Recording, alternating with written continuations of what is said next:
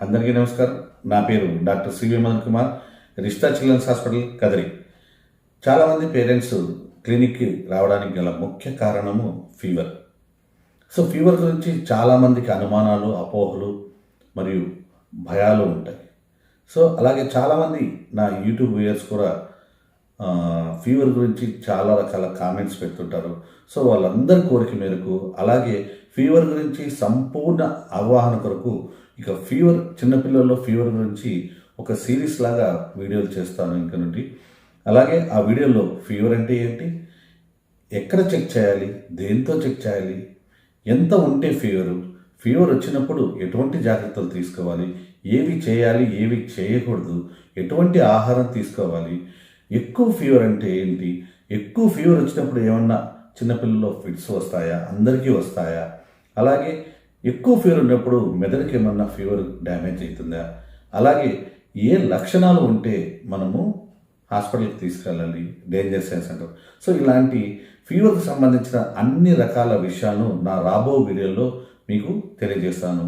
ఇక ఈ వీడియోలో ఫీవర్ అంటే ఏంటి, ఎంత ఉంటే ఫీవర్, దేంతో చెక్ చేయాలి, ఎక్కడ చెక్ చేయాలి అనేది మనం ఈ వీడియోలో తెలుసుకుందాం. ఫీవర్ అంటే ఏంటంటే సాధారణ ఉష్ణోగ్రత కంటే శరీర ఉష్ణోగ్రత పెరగడమే ఫీవర్ అంటారు.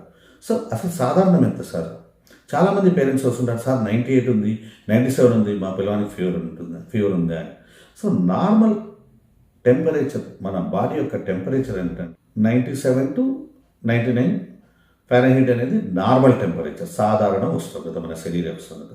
యావరేజ్ తీసుకుంటే 98.6 అనేది నార్మల్ టెంపరేచర్.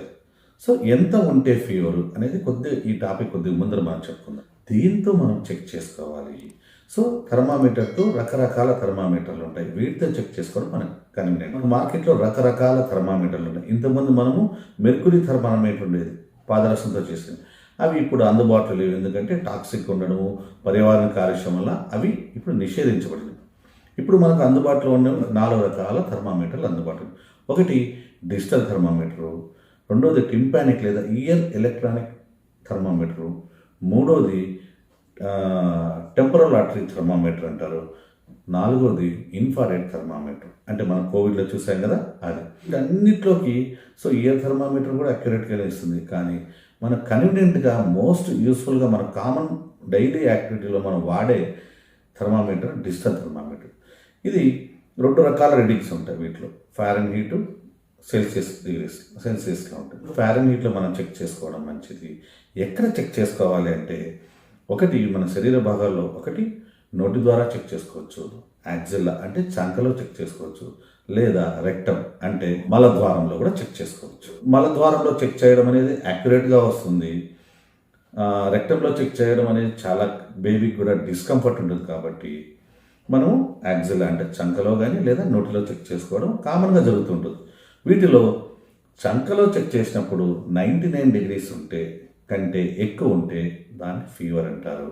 అలాగే నోటిలో 100 degrees కంటే ఎక్కువ ఉంటే దాన్ని ఫీవర్ అని అంటారు.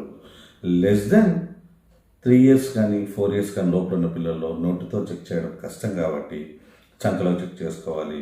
వీడియో నచ్చితే లైక్ చేయండి, షేర్ చేయండి. మరిన్ని చిన్నపిల్లల హెల్త్ వీడియోల కోసము నా ఛానల్ను సబ్స్క్రైబ్ చేయండి.